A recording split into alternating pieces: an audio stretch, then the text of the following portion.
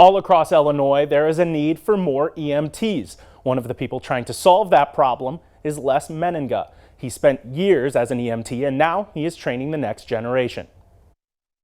Les Meninga will be the first to tell you he didn't become an EMT for the most noble of reasons. I got in for all the wrong reasons. I really did. I was wanting to meet girls and, the whole adrenaline effect, and I got straightened up pretty quick. But now, 30 years later, he's in charge of preparing the next generation of EMTs, including helping these 6 prepare for their next certification. In a few weeks, they will move on from being EMT basics to EMT paramedics. So I'll be a paramedic, learn how to do IVs, a lot more in-depth.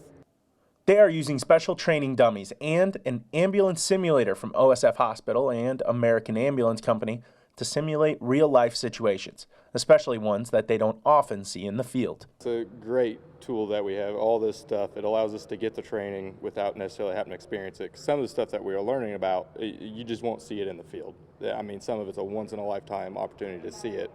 All across central Illinois, whether it be in urban, suburban, or rural areas, there is a need for more EMTs. They're overworked, not always the best paid, but the rewarding part is doing the job. That's where you get most of your from.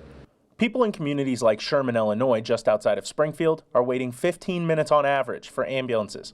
It's because there are only a handful of manned ambulances that have to cover the entirety of Sangamon County. Last year we had 3 calls that were over an hour, the longest one being an hour and 31 minutes from the time the call went down until the ambulance arrived in Sherman. That's an issue every county is facing, and Meninga says he's only seen the problem grow.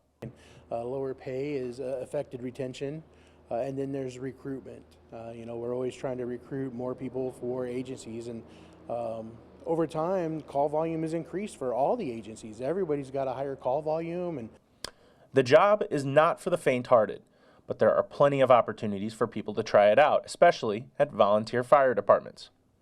Get with your local volunteer fire department, do some ride time. You can even contact Advanced Medical Transport. You can probably even contact another ambulance service, Arrow, in town. And from there, classes like Meninga's get much more important.